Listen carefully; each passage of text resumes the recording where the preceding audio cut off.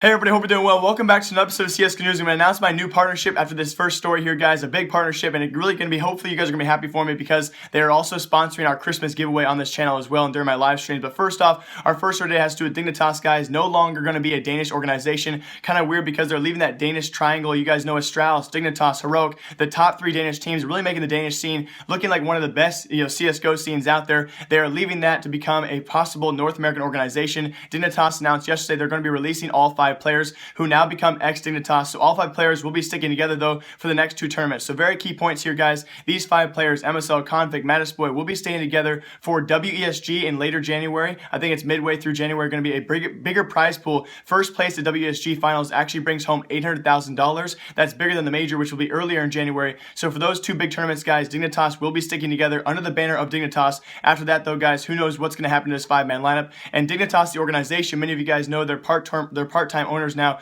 or their partial owners. The Philadelphia 76ers are based here in America, so they're going to be coming on their website. They posted this. They're going to be leaning towards a North American organization. Now, people thought maybe that means a North American team. That's not exactly so. A North American organization can still hold European players, South American players, anyone across the world, as long as they have a majority lineup here. So a new North American organization, Dignitas, coming soon, and ex-Dignitas coming after January. Who knows what if those 5 guys are actually going to stick together. Going to be a very curious future for the Danish scene as well as these ex-Dignitas guys. Very similar to the Team X story. Remember the former SK Gaming guys who got kicked out, they became Team X. Just like that, it can be really cool to see if they stick together, if they break off, and see what teams they actually fill up, or what an organization actually signs these guys, or if they actually stick together and make their own Astralis lineup where they actually have own ownership in the team. So it can be really cool to see the future of these guys, and best of luck to them. And before we get into our other stories, guys, I just have to say I have a new partnership for the next 3 videos. They paid me a good sum of money just because I really wanted to actually have a sponsorship for my Christmas giveaway, and they actually agreed to that. They were one of the few companies out there who would agree to sponsor me, my channel, as well as my Christmas giveaways for my live streams for a couple $100s worth of skins, which I had to agree to. So that is skins.cash. I'm going to leave their link in the description, guys. They pretty much compete with OP skins, and the best way to use them is you guys can pretty much use OP skins and this website, compare prices, whichever one you guys want to use, you guys go ahead and do that. Now, their advantage is the more you use them, the more you take home. So the more you sell on the website, the bigger bonuses they give you, and that's a really good strategy. If you guys sell a lot of things, you want your payment as fast as possible. I know OP skins can take a couple days to get your payment. If you guys need money fast, maybe your account's going to get back banned very soon, you need your money right now, that's what this website, skins.cash, is really good for. They give your payment almost instantly, and they also have comparable prices to OB skins. Obviously though, guys, use it to your advantage. Use both websites or all websites out there, compare the prices, and whatever you guys want to do. Now again, it does have a good advantage here because the more you sell, the more you get, and that's why I love this website. Hope you guys all enjoyed that. That's my new partnership for the next 3 videos. Go ahead and check them out, guys, and yeah. Next story. And just in yesterday's episode, guys, we were talking about, or a couple episodes ago, about Fallen's colorblindness. He also has astigmatism in his eyes. And speaking about this, I did see this as well. This is how a colorblind person actually sees CSGO skins. I'm going to show you guys on screen right now. It really makes you take a different look at CSGO because these skins are not near as cool looking. They just kind of look, the whole world looks very dull. It made me kind of almost depressed to see this. If you're a colorblind person, or at least fully colorblind, I know some of my friends out there are 10% colorblind. You can't really make much of a difference here. But if you're fully colorblind, like maybe Fallen is, and he sees the world like this, I wouldn't even be wanting to buy CSGO skins. Honestly, they kind of all look kind of drab and dreary, but that's how a colorblind person sees CSGO skins. I thought that was really cool to see that someone actually released this. And extremely common over these past few weeks, and especially the past few months. I don't know why the holiday season picks this up, but more scams have been going on in CSGO, and several people contacted me via Twitter saying, oh my gosh, Motar2k scammed me. Now, it's kind of funny because I've been live streaming a lot. People brought up Motar2k a lot, and all of a sudden I start getting DMs about Motar2k every single day saying that he scammed you. Now, I want you guys all to know, this is just to clarify for all of you, Motar2k's Twitch on screen right now. His Twitch is pretty much his only social media out there. He only streams some insane case openings, that kind of thing, and not too often whatsoever. If you guys look at his actual bio right now, here's what it says on screen. He has no Twitter account. Just to clarify for all of you guys out there, I feel like a lot of kids, actually, a lot of younger people watch my channel. I want you guys to be aware, Motar2k does not have a Twitter account. If anyone contacts you trying to fake be Motar2k and offer you some ridiculous offers, I think the last one I actually saw, someone said that Motar2k contacted them via Twitter saying that if I give them a $200 knife, he'll promise me a 50% return for a Christmas special. Now, I want you guys to know the bottom line. I get scammed too as well. I'm a dumb kid. I make dumb decisions, but I want to make you guys more aware. Motar2k does not have a Twitter. He does not scam, and it is too good to be true, guys.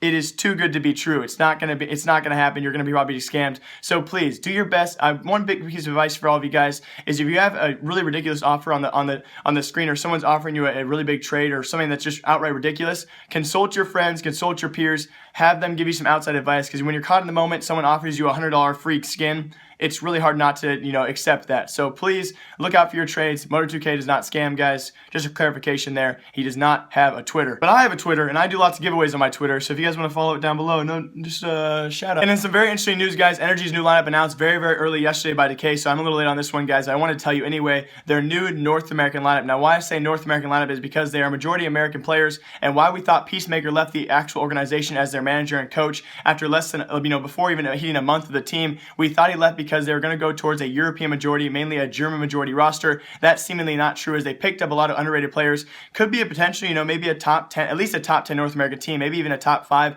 if these guys actually perform to their peaks. For some interesting pickups though, they actually picked up, to no surprise, former Optic player, that is Daps, maybe their IGL, whatever role he plays. He's probably one of their best pickups. They also picked up former Selfless Brezzy, and on top of that, a Team Quetzal player, yes, a Mexican player by the name of Mark E. So going to be some really interesting team lineups here. They have a Canadian, a Mexican, as well as 3 Americans. I'm not trying to sound racist, but that is a really, really weird lineup mix up there. It's going to be really cool to see how Team NRG does in the future, and if Shaquille O'Neal and his actual ownership pays off sometime soon. NRG has been struggling ever since ECS this last season, so hopefully going to see them pick it up, and best of luck to Optic Daps.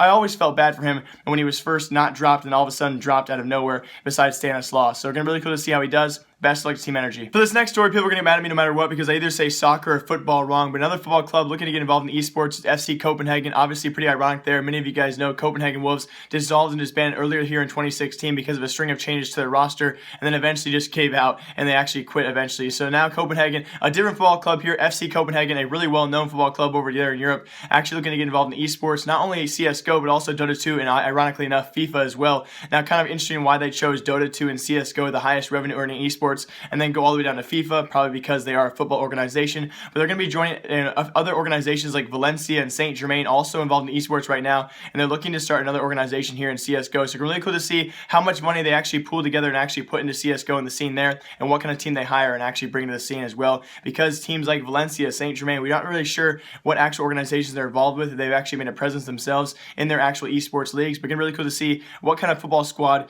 can put together a really good CSGO team. Can FC Copenhagen put together a Copenhagen Wolves organization, or a different Copenhagen team that actually lasts longer than the other one did? We'll see in the future. And in case you guys were wondering, some female CSGO news outside of CSGO, Miss Harvey competed in an actual smartest person in Canada challenge. I know it's not even CSGO related. She actually won though, and by winning, she was able to donate $20,000 to a charity of her choice. So congrats to her. It really shows. I mean, she must be way smarter than, just an average CSGO player. So really congrats to her. She won $20,000 to donate to a charity. So congrats to her. Outside of CSGO news, but that's the only female CSGO news I had, so I had to share it. I'm sorry. And I feel like that's the end of the CSGO news episode for all of you guys who are wondering. I feel like I really need to talk to all of you. I have gone ahead and made the video that I made yesterday. I'm going to upload it sometime this week, but I'm waiting on some other videos to come in for all of you guys for some special videos on the channel. And it was a really, really deep conversational video, and I came out and said a lot. I'm actually a lot happier than I was that day, but I feel like I needed to make that video in the first place, so I have it on my computer. I have it saved. If you guys want to see that, please leave a like down below or a comment saying, Jake, I want to see it.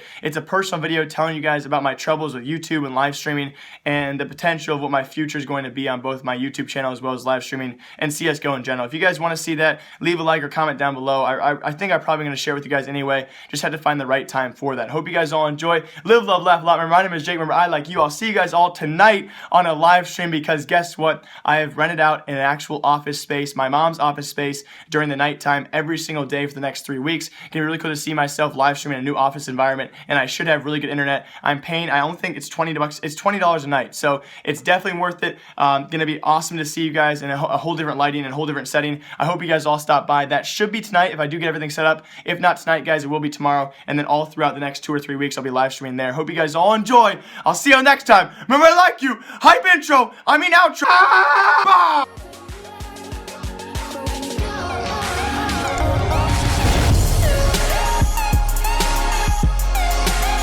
And for anyone who's still watching this, who understands why I took another sponsorship here for the next 3 videos, I hope you guys understand. It really does help me out a lot. And thank you to everyone who does understand that. You don't have to ever use the sponsors I put out there in the links. If you guys can just maybe skip past that portion of the video, it really does mean a lot to me, guys.